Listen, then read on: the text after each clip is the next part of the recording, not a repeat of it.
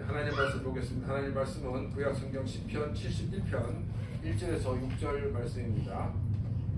구약 성경 시편 71편 1절에서 6절 말씀을 교독하도록 하겠습니다. 여호와여, 내가 주께 피하오니 내가 영원히 수치를 당하게 하지 마소서. 주의 교회로 나를 건지시며 나를 풀어주시며 주의 길을 내게 기울이사 나를 구원하소서. 주는 내가 항상 피하여 숨을 바위가 되소서. 주께서 나를 구원하라 명령하셨으니 이는 주께서 나의 반석이시오 나의 요새이심이니이다.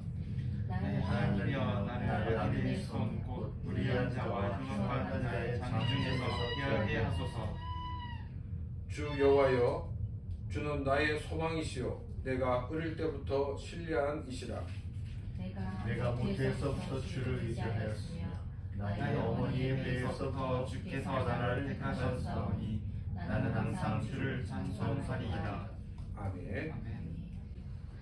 많은 선택의 그 기회가 주어진다면 그것이 좋은 것일까요? 아니면 나쁜 것일까요? 대개는 선택의 기회가 많다는 것은 성공할 확률이 더 높다라고 생각하기 때문에 좋은 것이라고 생각을 합니다.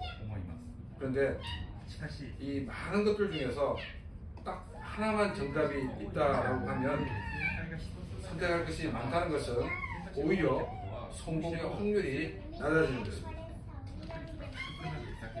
이럴 경우에는 선택할 것이 적어야 성공할 확률이 높아지는 것입니다. 그러니까 성공의 확률을 높이기 위해서는 정답의 개수와는 상관없이 선택할 것이 적어야 확률이 높아진다는 것입니다. 우리의 인생은 몇 개의 선택지가 놓여 있다고 생각하십니까?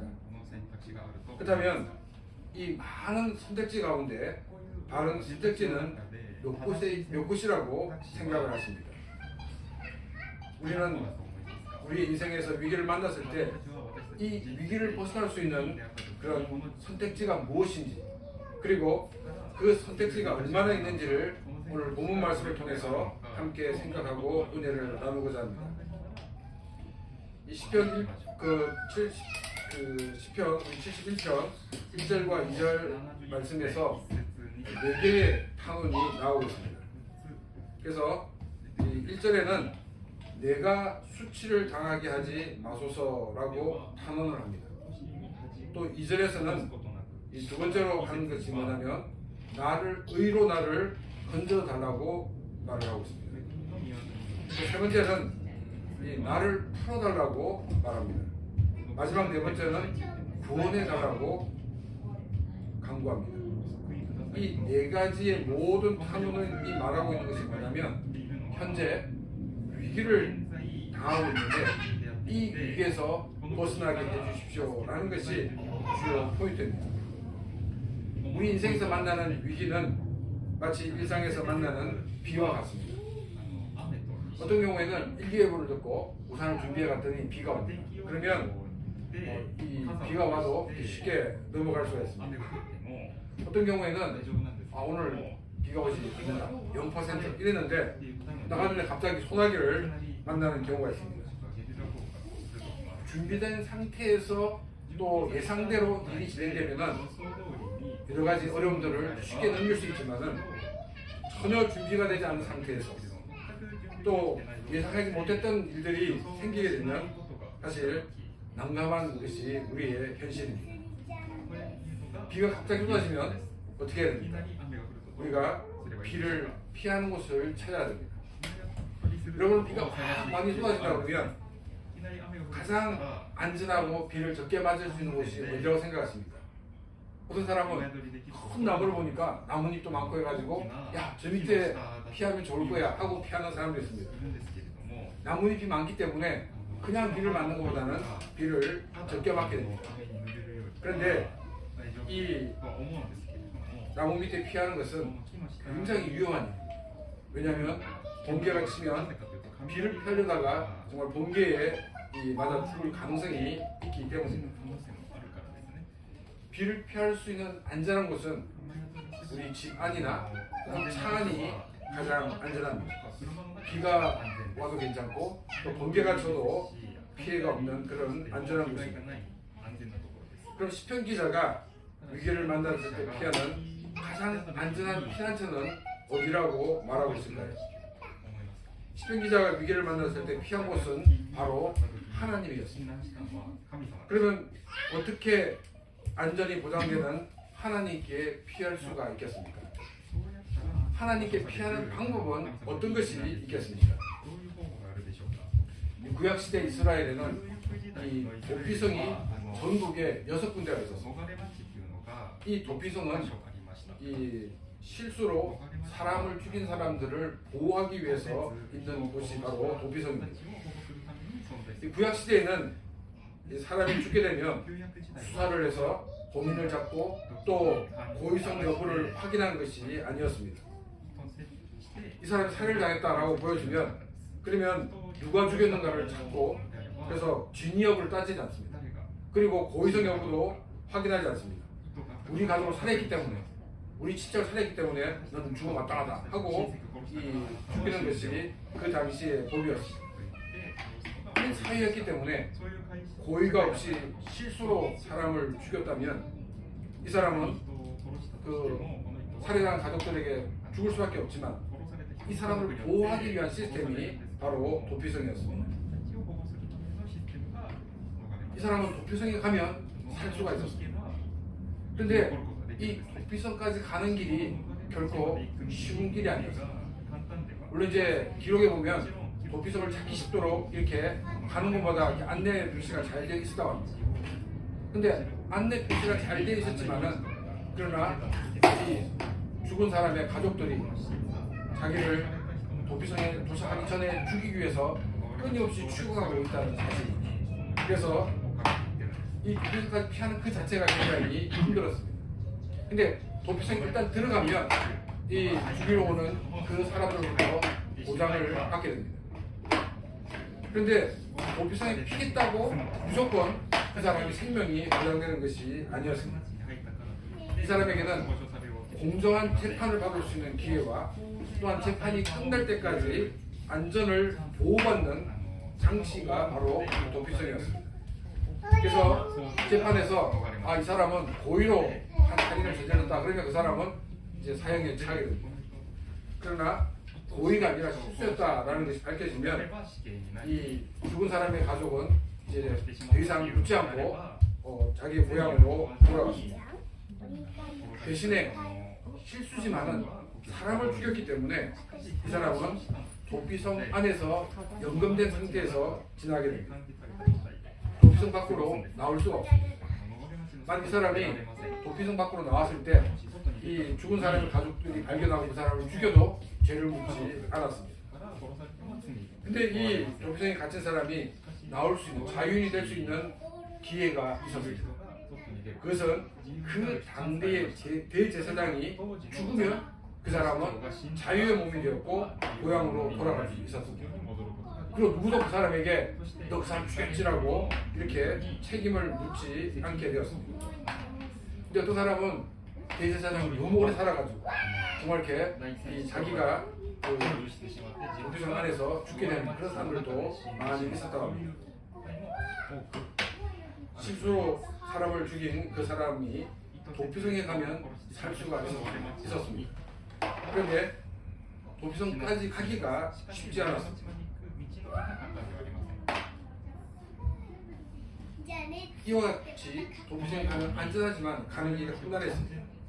그런데 우리가 하나님을 향하여 나갈 때 우리에게 안전을 보장해주고 우리의 생명을 보장해주는 우리 주님께 가는 그 길은 결코 어려운 길이 아니라는 것입니다. 피난처로 가는 그 길은 교회 나오는 것이 아닙니다. 우리는 하나님께 기도하는 것입니다. 하나님께 기도하는 것이 바로 피난처가 되신 주님께 찾아가는 것입니다. 그래서 2절에서 주의 길을 내게 기울이사라고 말하고 있습니다. 이 말은 주님께서 나의 기도를 들으시고라는 말입니다. 안전한 피난처로 들어가는 것은 바로 하나님께 기도하는 것입니다. 기도는 어디서나 할 수가 있습니다. 또 무릎을 꿇자라도 됩니다. 눈을 감자라도 됩니다. 두 손을 모으지 않아도 됩니다. 장하게 말을 늘어놓지 않아도 됩니다. 하나님만 입으로든 마음으로든 하나님을 부르기만 하면 되는 것입니다. 얼마나 간단합니까? 굉장히 간단한 것이지만 위기를 만나게 되면 쉽게 작동하지 않는 경우가 많다는 것입니다. 많은 사람들은 위기를 만나면 패닉 상태에 빠져거든요. 기도가 안 됩니다. 어떻게 하다가 그냥 지나쳐 버리는 경우가 많이 있습니다. 위기를 만났을 때 기도하지 못하는 가장 큰 이유는 일상생활 속에서 하나님께 기도하는 삶이 아니었기 때문입니다. 우리는 순간순간 하나님을 의지하고 하나님께 기도하는 삶을 살아야 됩니다. 그래야 위기를 만났을 때 기도가 나온다는 것입니다. 우리 일상 삶에서 하나님께 기도하는 삶이 되시기를 바랍니다. 그래서 위기를 만났을 때 우왕좌왕하지 않고 믿음으로 하나님께 나아가고 하나님께 기도함으로 피난처 대신 그 하나님의 은혜 가운데 살아가는 삶이 되시기를 바랍니다. 우리가 위기를 만나게 되면 위기를 만나는 것만으로도 사실 힘이 듭니다. 근데 이 주변 사람들이 나를 보는 그 시선은 우리를 더 힘들게 만들고 있습니다. 위기를 끝나는 시간은 반드시 있습니다. 우리는 그걸 알고 있습니다. 그럼에도 위기를 만나게 되면 정말 이 위기가 계속적으로 될 것 같은 그런 느낌을 가지게 됩니다. 그래서 시편 기자는 내가 영원히 수치를 당하지 않도록 두지 말라고 하나님께 기도하고 있습니다. 시편 기자 이처럼 담대히 하나님께 나와 기도할 수 있는 것은 하나님으로부터 받은 약속이 있었기 때문입니다. 3절 말씀입니다. 주는 내가 항상 피하여 숨을 바위가 되소서. 주께서 나를 구원하라 명령하셨으니 이는 주께서 나의 반석이시오 나의 요새이심이니이다. 이 3절에서 주님께서 나를 구하라는 명령하셨으니 라고 말하고 있습니다. 이 영어 성경 NASB와 우리 한국어 성경이 번역이 같은 의미도 있고 일본어 성경은 나를 구해주기를 결정해 주십시오 이렇게 번역할 수가 있습니다. 그러니까 일본어 성경의 의미는 뭐냐면 반드시 나를 구해 주십시오 라는 것 같은 하나님께 다시금 도움을 요청하는 모습입니다. 그런데 주님께서 나를 구하라는 명령을 하셨으니 라는 이 말은 이전에 언젠지 모르지만은 성경을 묵상하는 가운데 하나님으로부터 내가 너를 구원해 주겠다는 것 같은 말씀을 받게 되었습니다. 시편 기자는 그때 받았던 그 말씀을 가지고 하나님 그때 말씀하실 때 나를 구해 주신다라고 말씀하지 않으셨습니다. 그러니 나를 구해 주십시오라고 하나님께 기도를 하고 있는 것입니다. 시편 기자가 하나님이 위기에서 자신을 구해준다는 그 근거를 어디에 두고 있냐면 반석이시오 요새라는 것입니다. 하나님은 반석이시오 요새라는 그 말씀을 묵상하는 가운데 하나님께서 나를 위기에서 건져주시는구나 하는 것을 깨달았습니다. 그래서 주님께서 나를 구원하라 명령하셨으니 라고 말한 다음에 이는 왜냐하면 하나님은 나의 반석이시오 나의 요새이기 때문이다 라고 고백을 하고 있습니다. 2005년에 그 3월 21일 그 정도쯤에 주일이었고 후쿠오카에 진도 6의 지진이 있었습니다. 저는 이제 태어나면서 처음 지진을 경험하였습니다. 근데 이제 지진 났을 때는 얼떨결에 당해가지고 지나갔는데 그 이후에 뭐 여진은 사실 더 두려움을 가지고 다녔습니다. 저는 지진을 경험하면서 야 성경에 하나님을 반석이라고 표현하고 있는 이유가 바로 이 때문이구나 하는 것을 알게 되었습니다. 지진을 경험하기 전에는 이 바닥이 움직인다는 것은 전혀 생각하지 못했습니다. 물론 땅이 아니라 이 건물이 있기 때문에 움직일 수 있을 가능성이 있음에도 불구하고 전혀 생각하지 못했습니다. 근데 막 여전히 있고 나면 불안합니다.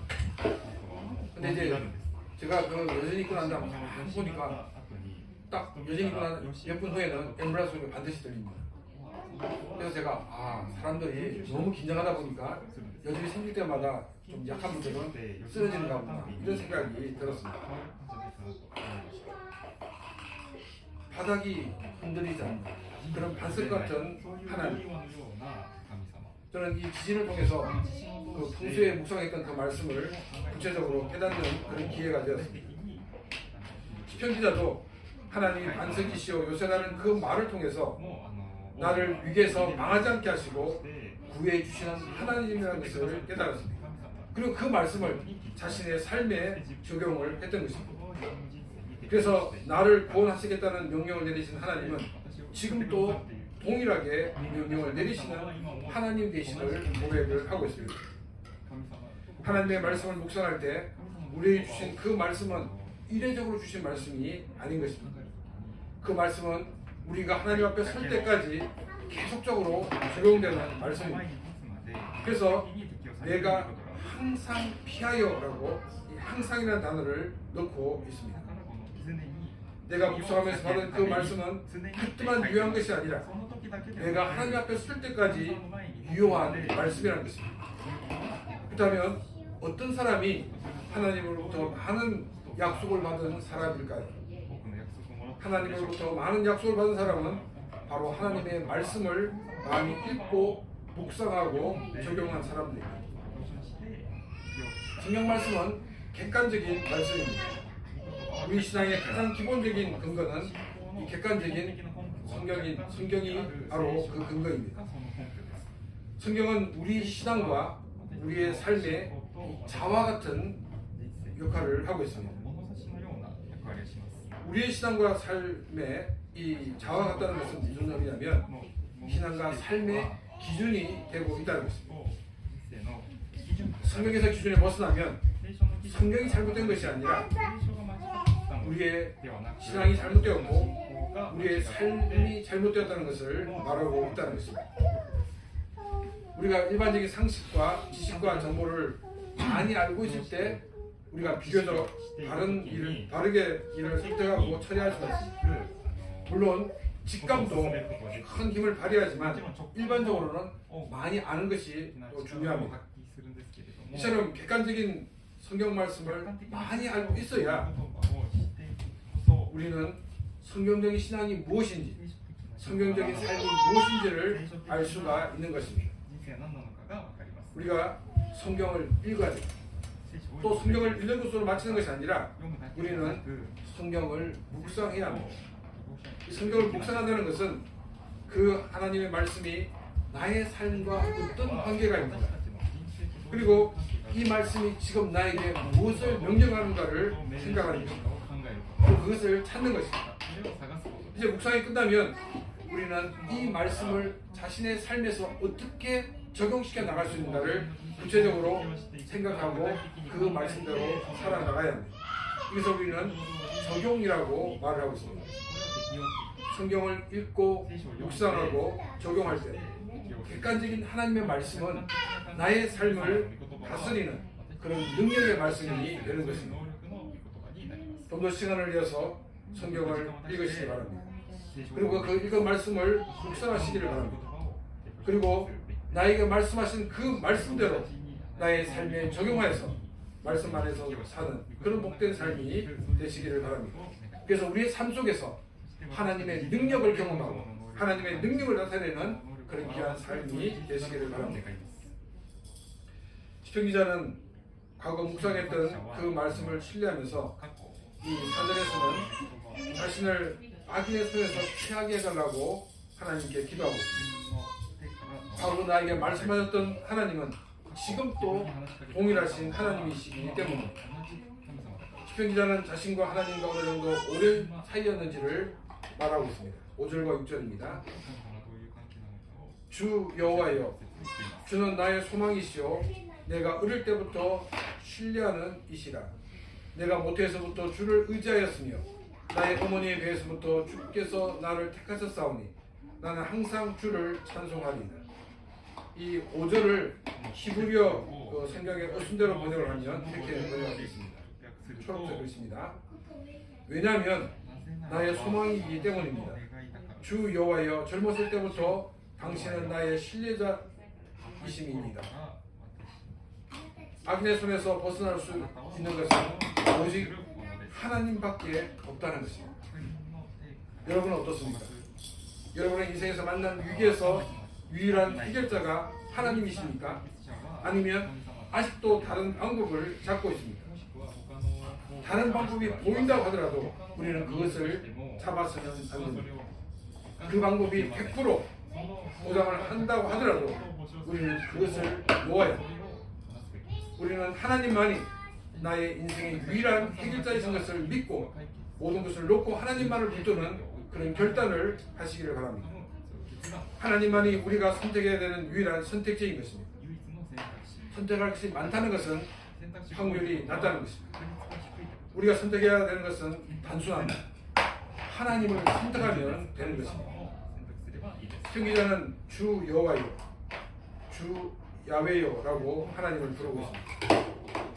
여호와, 원어적인 발음으로서는 이 야훼라는 단어는 약속하시고 그 약속을 이루시는 하나님을 강조할 때 사용되는 단어입니다. 하나님의 많은 이름과 선기자는 주 여호와, 아도니아 야훼라고 하나님을 부르고 있습니다. 모든 만물의 주인이시며 주관자는 의미에서 주, 즉 아도니아라고 부르고 있습니다. 그리고 그 약속하시고 약속을 이루시는 하나님의 뜻에서 여호와, 야훼라고 부르고 있습니다. 주인이시고 주권자이시고 약속을 이루시는 하나님을 신뢰하고 있다고 말을 하고 있습니다. 시편 기자는 유일한 선택지인 하나님에 대한 무한 신뢰를 우리에게 보여주고 있습니다. 한국어 성경에는 어릴 때부터라고 번역이 되어 있는데 일본어 성경은 젊었을 때부터라고 번역이 됐습니다. 근데 이제 젊었을 때라고 번역하는 것이 더 좋다고 이렇게 생각합니다. 그럼 젊었을 때부터라는 이 말씀의 의미가 무엇일까요? 그것은 많은 것을 선택할 수 있을 때부터라는 것을 말하고 있습니다. 길이 한 길밖에 없어가지고 할 수 없이 그 길을 그런 것이 아니었다는 것입니다. 많은 길들이 있었지만은 그러나 오직 한 길만을 걸었다는 것을 말하고 있습니다. 왜냐하면 아도나이 야훼를 신뢰하기 때문입니다. 많은 선택이 놓인 가운데 우리가 하나님을 선택하는 것을 하나님은 가장 기뻐하십니다. 선택할 것이 많다고 이것저것 선택하다 보면 실패, 실골 거듭하고 나중에는 딱 한 가닥밖에 남지 않게 되는 것을 보게 됩니다. 그 마지막 한 가닥이 바로 하나님입니다. 결국 사람은 하나님 말을 붙들 수밖에 없다는 것입니다. 그렇다면 어떻게 하는 것이 자신에게 좋을까요? 처음부터 하나님을 선택하는 것입니다. 근데 많은 사람들은 한 가닥이 남을 때까지 하나님을 선택하지 않습니다. 마지막 한 가닥이 남았을 때 정말 방법이 없어서 그 남은 한 가닥을 선택하게 됩니다. 근데 재미있는 것은 뭐냐면 하나님은 마지막 그 한 가닥이 남지 않아가지고 할 수 없이 한 가닥을 붙잡았지만은 하나님은 잘했다고 칭찬해 주십니다. 이것이 하나님의 인애입니다. 아마 한 가닥이 남아가지고 할 수 없이 그것을 선택한 사람이 칭찬을 받는다고 하면 아마 굉장히 부끄러울 것입니다. 이것저것 선택했지만 실패로 끝나고 겨우 남은 한 가닥, 그것도 할 수 없이 잡은 것입니다. 하나님은 잘했어. 내가 이것을 붙잡은 것은 아주 훌륭한 선택이라고 하나님은 칭찬하고 계시다는 것입니다. 저는 많은 선택이 있을 때 하나님을 선택하라고 여러분에게 권면을 드리고 싶습니다. 왜냐하면 하나님께서 가장 기뻐하시는 것이기 때문입니다. 또한 이것은 여러분들에게 가장 큰 행복, 참된 행복과 기쁨을 누리게 하는 것이기 때문입니다. 또한 이것은 우리가 참된 기쁨과 행복을 누리게 하는 가장 빠른 지름길이기 때문입니다. 아니 목사님, 다양한 경험을 해보고 하는 것이 더 좋지 않겠습니까? 이렇게 말하는 분은 최근에 유행한 말이 있습니다. 이걸 소개하고 싶은데 설교사님께서 이게 적당한 말인지 모르겠는데 꼭 찍어 먹어야 돈인 줄 아느냐 이런 말.